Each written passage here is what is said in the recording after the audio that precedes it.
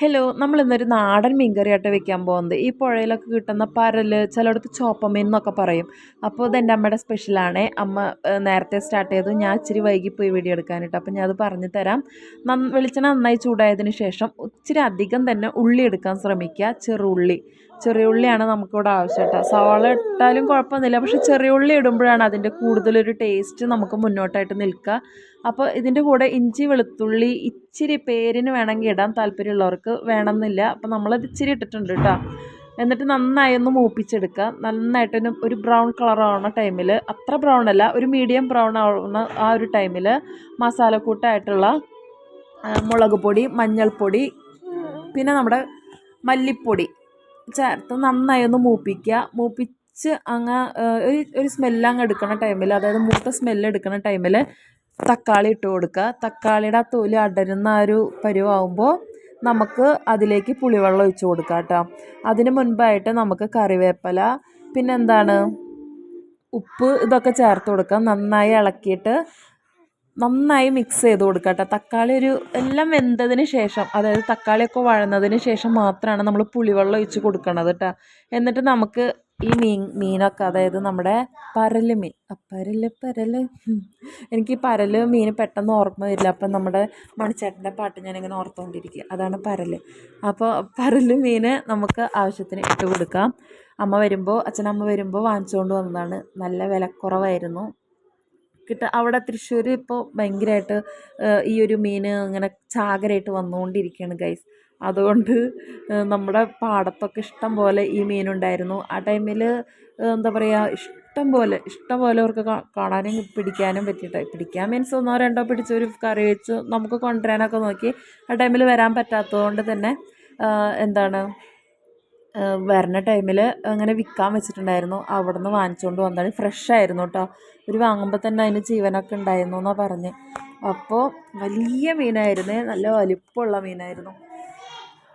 അങ്ങനെ ആ മീനാണ് നമ്മളിവിടെ വെച്ച് കഴിക്കാൻ പോകുന്നത്. അപ്പോൾ നമ്മുടെ കറി മീനൊക്കെ ഇട്ട് കൊടുത്തതിന് ശേഷം ഉപ്പൊക്കെ ആവശ്യത്തിന് ഉപ്പൊക്കെ ഇട്ട് കൊടുത്തതിന് ശേഷം നമ്മളിതൊന്ന് തിളയ്ക്കാനായിട്ട് മൂടി വയ്ക്കാം.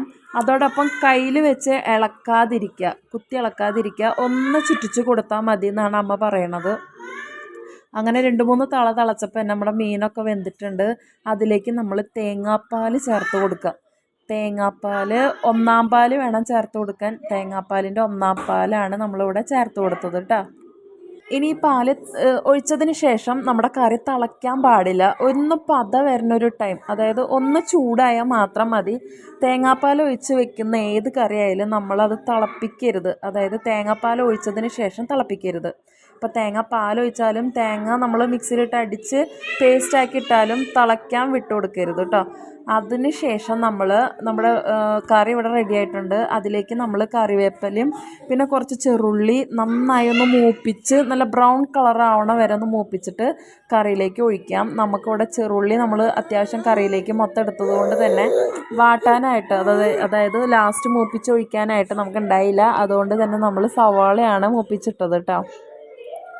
അപ്പോൾ ഇതും കൂടി ചേർത്ത് ഇളക്കരുത്, അങ്ങനെ അടച്ച് നന്നായി മൂടി വയ്ക്കുക കേട്ടോ. അപ്പോൾ നമ്മുടെ കറി ഇവിടെ റെഡിയായി. നല്ല ടേസ്റ്റ് ഉണ്ടായിരുന്നു. ഞാൻ കഴിച്ചതിന് ശേഷമാണ് വീഡിയോ ഇവിടെ അപ്ലോഡ് ചെയ്യാൻ പോകുന്നത് കേട്ടോ. അപ്പോൾ നല്ല ടേസ്റ്റ് ഉണ്ടായിരുന്നു. ഒത്തിരി നാൾക്ക് ശേഷം അമ്മയുടെ സ്പെഷ്യൽ മീൻ കറിയൊക്കെ കഴിച്ചപ്പോൾ കുശാൽ.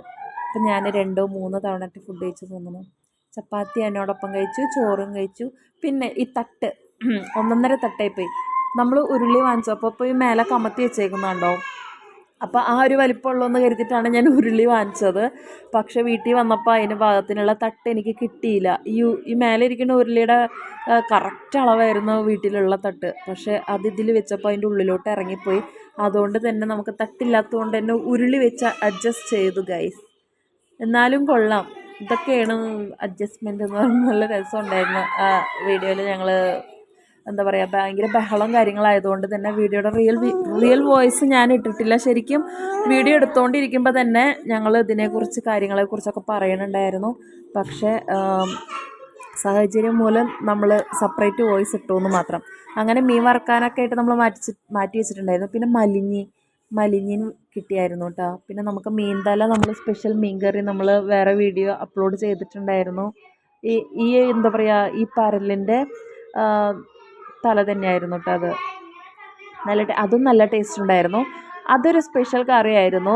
വീഡിയോ അപ്ലോഡ് ചെയ്ത് കഴിഞ്ഞ് ഞാൻ അതിൽ നമ്മൾ പ്രത്യേകിച്ച് കഷ്ണങ്ങളും കാര്യങ്ങളൊന്നും ഇട്ടിട്ടുണ്ടായില്ല. അതായത് സവാള, തക്കാളി, വെളുത്തുള്ളി, ഇഞ്ചി, പച്ചമുളക് അങ്ങനെയുള്ള സംഭവങ്ങളൊന്നുമില്ല. അപ്പോൾ